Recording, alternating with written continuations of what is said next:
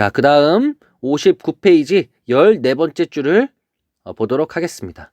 사장님, 금년 몇이지요? 저는 토끼띠 36 아닙니까? 라고 하면서 임씨가 36의 토끼띠라면 그는 35의 용띠였다.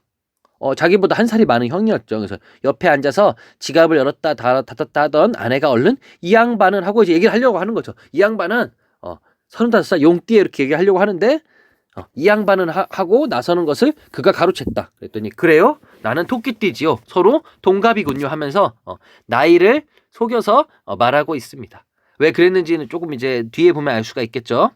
자, 그러면 여기까지 보고 한번 옆에 부분을 볼게요. 20번째 줄에 보면 아내가 기가 막힌다는 표정으로 그를 쳐다보았다. 왜 그를 쳐다봤냐면 그가 지금 나이를 속였잖아요. 그죠? 자기 나이는 35살인데 36살로 속여서 말하고 있는 부분이죠. 그는 아랑곳하지 않고 동갑 기념이라고 또 한 잔의 술을 그의 잔에 넘치도록 부었다. 한 살 정도만 보태는 것으로 거짓말의 양을 줄일 수 있는 것이 몹시 다행스러웠다. 라고 되어 있죠. 자, 그러면 왜 오른쪽 그 물음표를 보면은 그는 왜 임씨에게 나이를 속여서 말을 했을까요? 왜 나이를 속였을까요? 그냥 얘기하면 되잖아요. 저 35살입니다. 라고 얘기할 수 있는데 속여 말한 이유는 만약에 집수를 위해서 임씨를 고용한 그가 임씨보다 어린 사실을 알면 왠지 임씨가 비참해할 것 같다는 생각이 든 거예요. 자기가 어린 사람의 집을 저렇게 열심히 고치고 있었다는 생각이 들면은 왠지 임씨가 비참하다는 생각이 들까봐 그나마 동갑이라고 얘기하는 게 편할 것 같아서 그러한 배려하는 마음을 짐작할 수가 있겠죠. 이 그도 되게 좋은 사람이라는 걸 알 수가 있겠죠. 그러면서 왜 다시 와서 21, 22, 23번째 줄을 보도록 하겠습니다. 토끼띠 남자들이 원래 팔자가 드센 편 아닙니까? 드세다는 거는 뭔가 어떤 일 따위가 견디기 어려울 정도로 거친 상태. 그래서 여자 토끼띠는 잘 사는데 요상하게 우리 나이 토끼띠 남자들은 신수라는 건 운수가 고단터라 이 말씀입니다. 헌데 사장님은 용케 따시게 사시니 복이 많으십니다. 했으니까 여기 되게 웃긴 부분이죠. 그래서 이 사람은 동갑인 줄 알고 토끼띠 남자들이 이렇게 팔자가 거세서 잘 못 삽니다. 그러면서 근데 사장님은 토끼띠인데도 잘 사시네요 하니까 좀 찔리는 마음이 있겠죠. 그래서 저런 그는 속으로 머쓱했다. 토끼띠가 어쩌고 했었는 게 아무래도 아슬아슬했던지 아니면 준비한 술이 바닥나는 게 보였던지 아내가 단호하게 지갑을 열었다. 하면서 돈을 드려야지요. 그런데 하면서 점점점점 되어 있죠. 이 부분을 보면 아내가 임씨에 대해서 오해가 이제 풀렸죠. 이 사람 되게 열심히 일하는 사람이라는 걸 알게 됐어요. 그럼에도 불구하고 이 공사비를 견적만큼은 주고 싶지 않은 거예요. 흥정을 하려고 하는 거죠. 이거 좀 빼고 싶은데 금액을 그렇게 하고 있죠. 그러면서 아내는 뒷말을 못 잇고 그의 얼굴을 말끄러미 올려다 보았다까지 보고 그 다음 부분은 넘어가서 보도록 하겠습니다. 그 다음에 60페이지를 보도록 하겠습니다. 앞페이지에서 그는 술잔을 들어 그 다음 60페이지 넘어와서 올리며 짐짓 아내를 못 본 척했다 하면서 역시 여자는 할 수 없어 라고 하면서 옥상 일까지 시켜놓고 돈을 다 주기가 아깝다는 뜻이랬다 하면서 여기도 보면은 굉장한 또 편견이 들어있는데 역시 여자는 할 수 없어 하면서 여자가 굉장히 계산적이고 인색하다고 생각하는 또 그의 편견이 나타나요. 이런 것들이 다 편견이라고 볼 수가 있겠죠. 왜 꼭 여자가 계산적이고 인색하다고 생각을 해요. 그죠? 그래서 이 부분 역시 굉장히 편견이 반영된 부분이고 그 왼쪽을 보면 이 표현과 관련하여 역시 여자는 할 수 없어와 관련하여 여성에 대한 그의 생각을 한번 생각해 보면은 그는 어떤 생각을 하고 있냐면 일반적으로 그냥 자기가 보기에는 소시민의 속물성, 그러니까는 돈을 좀 많이 벌지 못하는 그런 사람들의 속물성을 마치 여성에 일반화시키는 거예요. 그래서 여자는 그럴 수밖에 없어라고 이렇게 일반화시키는 거죠. 그리고 또 하나는 뭐냐면 사실은 그도 처음에 이렇게 생각을 했었잖아요. 임씨에 대해서 오해하고 그다음에 임씨의 돈을 주기 싫어하고 이 돈을 다 줘야 되나 이렇게 생각을 했었는데 그 속물적인 생각을 전부 다 아내에게 돌림으로써 나는 그러지 않았어 라고 하면서 책임을 전가하고 있는 부분이 되겠죠. 그래서 이 부분도 굉장히 비판받을 부분이라고 할 수 있습니다. 다음 뒷부분을 볼게요. 그는 아내가 제발 딴소리 없이 20만 원에서 2만 원이 모자라는 견적 금액을 다 내놓기를 빌었다. 그래서 그는 아내가 공사비를 견적만큼 주기를 바라고 있죠. 20만 원에서 2만 원이 모자른 금액이니까 18만 원이 되겠죠. 이 금액을 다 주기를 바라고 있죠. 그때 임씨가 먼저 손을 휘휘 내젓고 나섰다. 사모님, 내가 뽑아드린 견적서 좀 줘보세요. 돈이 좀 틀려질 겁니다. 라고 하고 있죠. 근데 여기에 보면은 이 부분 보면 물음표가 되어 있고 왼쪽에 있죠. 임씨의 말 가운데 잘못된 것을 찾아보자. 뭐가 우리 틀린 부분이 되겠죠? 그저 돈이 좀 틀려질 겁니다는 견적한 것과 금액이 달라질 것이라는 의미이기 때문에 틀려질이 아니라 달라질이라고 써야 되겠죠. 틀린 거는 뭔가가 맞고 틀리다 이런 거고, 만약에 내용이 바뀌었으면은 달라지다라고 해야 되는데 그 부분이 틀린 내용이 되겠죠. 자, 그 다음 마저 볼게요. 아내가 손에 쥐고 있던 견적서를 내밀었다. 인쇄된 정식 견적 용지가 아닌 분홍 밑그림이 아른아른 내비치는 유치한 편지지를 사용한 임씨가 적은 거죠. 그래서 그것을 임씨가 한참씩이나 들여다보았다 라고 하면서 임씨가 달라고 하면서 견적 비용을 다시 검토하고 있죠. 그래서 그는 지금 아내를 비판하면서 18만 원을 다 임씨에게 주기를 바라고 있는데, 임씨가 갑자기 저 한번 검토해 볼게요 라고 하는 부분까지 지금 보고 있습니다. 자, 그 다음에 그와 그의 아내는 임씨의 입에서 나올 말을 주목하여 잠깐 긴장하였다. 술을 마셨더니 눈으로는 계산이 잘 안 되네요 라고 하면서 임씨는 분홍 편지지 위에 엎드려 아라비아 숫자를 더하고 빼고 그리고 또는 줄을 긋고 하였다 라는 모습을 보내서 견적서를 아주 꼼꼼하게 고치고 있어요. 그러니까 어떻게 고칠지는 지금 알 수는 없겠지만 기존에 받기로 했던 18만 원과 달라질지 아닐지는 아직 모르지만 거기에 대해서 되게 꼼꼼하게 보고 있어요. 그는 빈 술병을 흔들어 겨우 반잔을 채우고서 서둘러 잔을 비웠다. 임씨의 머릿속에서 굴러다니고 있을 숫자들에 잔뜩 애를 태우고 있는 스스로가 정말이지 역겨웠다. 그러니까 지금 생각을 한 거죠.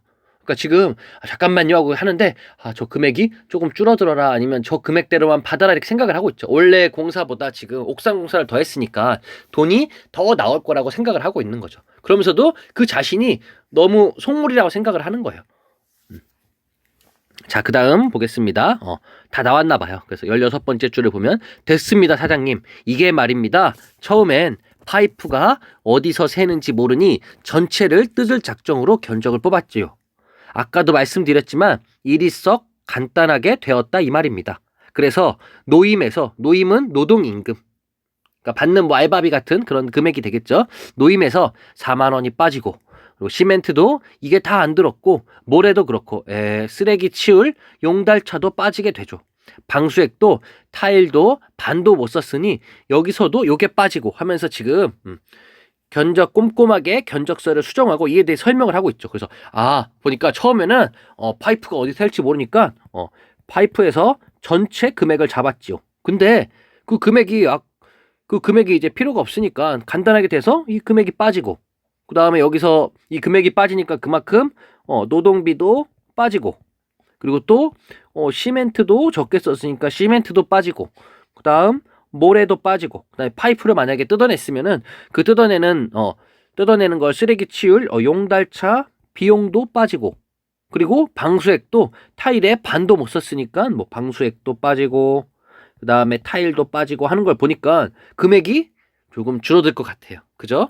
그래서 여기 부분을 보면 성실하고 양심적으로 일하는 태도가 드러나고 있다. 그러니까 보통 그냥 18만 원이면은 자기가 어떻게 했건 자기가 열심히 한 거잖아요. 그러면 그 금액에 대해서 이거 필요 없어요, 그냥 이거 다 주세요라고 할 만한데, 생각을 해봐요. 여러분들 알바를 하러 갔는데, 오늘 알바하는데 알바하러 가서 뭐를 고치러 갔어요. 누가 뭐 핸드폰을 고치는 사람이 여러분들이 핸드폰을 맡겼어요. 근데 핸드폰을 고치러 갔는데 보통 이 금액인데 생각보다 이렇게 짧게 끝났어요. 그래도 그 금액을 대부분 받잖아요. 근데 이 임씨 같은 경우에는 그러니까 이 금액이 빠지고 또 이 금액이 빠지고 하면서 지금 금액을 자꾸 빼고 있어요. 그래서 이걸 보면은 성실하고 굉장히 양심적으로 일하는 임씨의 태도가 잘 드러나고 있습니다. 자, 그 다음 부분을 볼게요. 임씨가 볼펜심으로 쿡쿡 찔러가며 조목조목 남는 것들을 설명해 갔지만 그의 귀에는 들리지 않았다. 뭔가 단단히 잘못되었다는 기분, 이게 아닌데 하는 느낌이 어깨의 뻐근함과 함께 그를 짓누르고 있을 뿐이었다. 위에서 뭐라고 했었죠? 자기가 그 애를 태우고 있었잖아. 임씨가 얼마나 부르지. 근데 지금 임씨가 얘기하는 거 보니까 금액이 굉장히 줄어들 것 같아요. 그래서 이 부분을 보면, 화면을 보면 임씨에 대한 오해가 완전히 이제 풀리게 된 거죠. 그죠? 그러면서 그것이 자책감으로 바뀌어요. 아, 내가 왜 그랬을까? 이렇게 하면서. 그러니까 처음에 의심을 했잖아요. 그죠? 근데 그 의심이 이제 줄어들어 버린 거예요. 그러면서 그렇게 해서 모두 7만 원 되겠습니다. 이러면서 7만 원? 견적 금액이 처음 얼마였어요? 그죠? 처음에 18만 원이었잖아요. 근데 그거보다 훨씬 적은 7만 원을 제시했어요. 보통이면 이렇게 돼도 뭐 한 12만 원 내지 13만 원 정도 받아도 뭘 안 할 텐데 이 사람은 그게 아니라 진짜 정직하게 금액을 받았어. 이것만 보더라도 이 사람이 왜 가난한지 지금 알 수가 있겠죠. 그죠? 그다음에 선언하듯 임씨가 분홍 편지지를 아내에게 내밀었다. 놀란 것은 그보다 아내 쪽이 더 심했다. 그녀는 7만 원이란 소리가 믿기지 않은 모양이었다. 7만 원이요? 그럼 옥상은요? 했더니 옥상에 들어간 재료비도 여기에 다 들어있습니다. 그거야 몇 푼 되나요? 하면서 그랬더니 아내가 그럼 우리가 너무 미안해서 점점점. 여기 보면 임씨가 한 일에 비해서 금액이 너무 적죠. 그죠? 지금 원래 하려고 했던 욕실 공사가 18만 원이었어요. 근데 거기다가 옥상 방수 공사까지 했어요. 그래서 아내가 생각하기로는 18만 원보다 훨씬 위라고 생각을 했어요. 근데 그 금액이 지금 제시한 게 7만 원이잖아요. 아내도 얼마나 부끄럽겠어요. 생각한 게. 그리고 미안하고. 그래서 임씨가 한 일에 비해서 너무 적은 금액이어서 아내도 좀 놀란 눈치였어요. 자, 그 다음 부분은 볼게요. 아내가 이번에는 호소하듯 눈빛으로 그를 쳐다보았다. 할 수 없이 그가 끼어들었다 하면서 다시 얘기를 하는 거죠. 아, 계산을 다시 해봐요. 처음에는 18만 원이라고 했지 않소? 그랬더니 이거 돈을 더 내시겠다는 이 말씀입니까? 에이, 사장님도 어디 제가 공일 해줬나요? 공짜로 일해줬나요? 조목조목 다 계산해 넣었습니다요. 옥상 일한 품값은 지가 서비스로다가. 서비스? 그는 아연에서 임씨의 말을 되받았다. 그럼요. 저도 서비스 할 때는 서비스도 하죠. 그는 입을 다물어 버렸다. 뭐라? 대꾸할 말이 없었다. 지금 굉장히 부끄러운 상황이죠. 그죠? 자기네들은 그 금액을 원래 주려고 했던 견적 금액보다 조금 주고 싶었는데 이 임씨라는 사람은 너무 정직하게 금액을 지금 책정을 했잖아요. 그죠? 그래서 굉장히 지금 부끄러운 감정을 가지고 있습니다. 자, 그 다음 61페이지 10번째 줄을 보도록 하겠습니다. 토끼 뛰면서도 사장이 왜 잘 사는가 했더니 역시 그렇구만요. 다른 집에서는 노임 한 푼이라도 더 깎아보려고 온갖 트집을 다 잡는데 말입니다. 제가요, 이 무식한 노가다가 한 말씀 드리자면요. 이 노가다라는 것은 여기 나와 있죠. 그냥 망일, 일본어인 도카타에서 온 말로 망일을 하는 것을 직업으로 하는 사람을 노가다라고 불러요. 그래서 노가다가 한 말씀 드리죠. 앞으로 이 세상을 사시려면 그렇게 마음이 물러서는 안 됩니다요. 저는요, 받을 것 다 받으니까 이따 겨울 돌아오면 우리 연탄이나 갈아주세요. 지금 이 부분을 보면은, 화면을 보면 그가 처음에 임씨를 의심했던 상황, 그 상황과 연결돼서 그의 반성, 부끄러움이 일어나는 거죠. 지금 도리어 임씨가 얘기를 하잖아. 아, 사장님, 딴 집에서는 다 깎으려고 노력을 해요. 근데 사장님이 그렇게 안 하는 것 보니까 왜 잘 사는지 알겠네요. 하지만 제가 무식한 제가 한 말씀 드리려면 앞으로는 그렇게 사시면 안 됩니다. 받을 거는 다 받으세요. 그리고 나중에 겨울 되면 우리 연탄이나 갈아주세요. 지금 도리어 돈이 많은 그나 아내보다 임씨가 훨씬 더 성숙한 사고를 갖고 있고 더 괜찮은 사람이라는 걸 알 수가 있어요. 그로 인해서 지금 그가 굉장히 부끄러움을 느끼고 반성을 하고 있어요.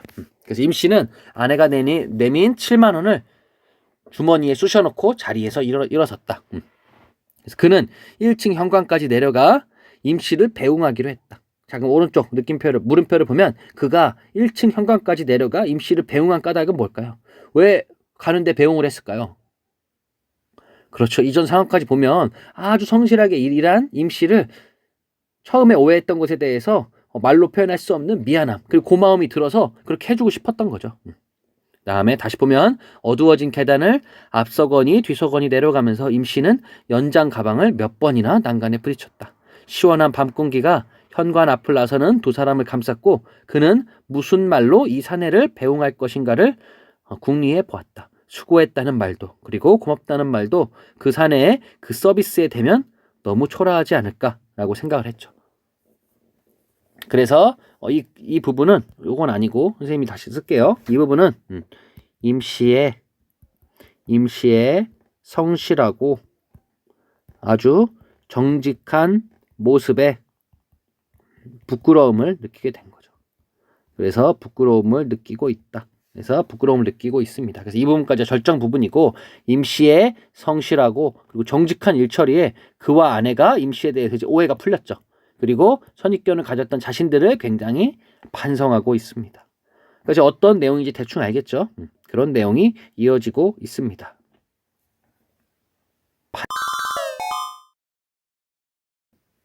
자, 그 다음 결말 부분을 보도록 하겠습니다.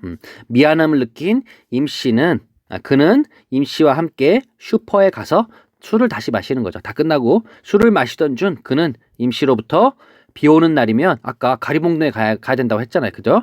비 오는 날이면 못 받은 연탄값을 받기 위해 가리봉동으로 스웨터 공장 사장을 찾아간다는 사연을 듣게 된다. 그래서 술에 취한 채 자신의 처지를 한탄하는 임씨를 선뜻 위로하지 못하던 그는 연탄값을 받으면 고향에 가겠다는 임씨의 말을 듣고 안타까워한다. 여기 이 부분을 보면은 이제 아까 그 가리봉동에 가야 한다는 그 부분을 보면 임씨라는 사람이 이 스웨터 공장 사장한테 연탄을 꽤 많이 줬어요. 근데 이 사장이 연탄값을 안 줘요.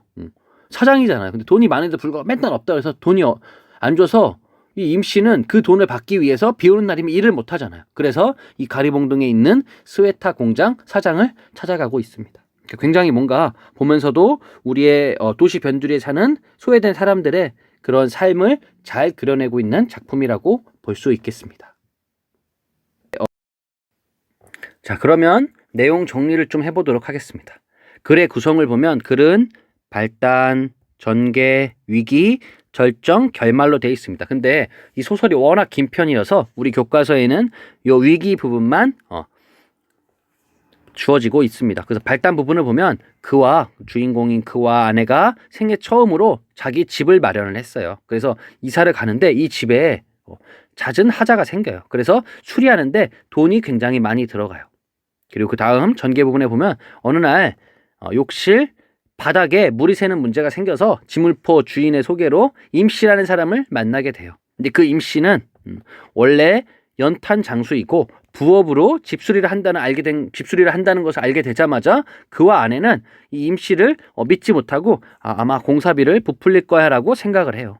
절정 부분을 보면 예상과는 달리 이 임씨가 아주 깔끔하게 공사를 마치고 양심적으로 견적보다 적은 돈을 받자 그와 아내는 오히려 스스로를 부끄러워하고 있습니다. 그리고 임씨와 끝나고 술자리를 갖게 된 그는 임씨가 왜 비 오는 날이면 가리봉동에 가야 되는지를 알게 돼요. 그래서 떼인 연탄값을 받기 위해 가리봉동에 간다는 이야기를 들으며 임씨의 처지를 안타까워하고 있습니다. 그 부분에서 이제 소설은 끝나게 되죠. 자, 그러면 이번엔 등장인물 소개를 보도록 하겠습니다. 그라는 사람은 부천 원미동의 연립주택의 집주인이에요. 그래서 매우 소심하지만 부끄러움을 아는 굉장히 이성적인 인물이에요. 근데 이 인물도 아까 편견이 갖고 있는 게 되게 많았죠. 그래서 여자에 대한 편견도 있었고, 그 다음에 다른 사람에 대한 편견도 있는 사람이었어요. 아내 같은 경우에는 인색할 정도로 굉장히 알뜰한 주부예요. 그리고 꼼꼼하고 잘 따지고 금전적인 문제에 매우 민감한 현실적인 인물이에요. 이성적인 인물은 뭐냐면 뭔가 이렇게 판단을 잘하는 거, 현실적인 인물은 뭐냐면 현실에 대해서 대응을 잘하는 인물이라고 볼 수가 있겠죠. 임씨를 보면 전형적인 도시 빈민 노동자, 그러니까 도시에 와서 최하층에 머물면서 일하는 노동자라고 볼 수 있어요. 그래서 겨울에는 연탄 장수를, 여름에는 망일꾼으로 일을 해요. 근데 이 사람이 굉장히 일처리가 꼼꼼하고 책임감이 강하고 굉장히 정직한 인물이에요. 우리가 사실은 본받아야 되는 인물이 이런 임씨 같은 인물이라고 볼 수가 있겠죠.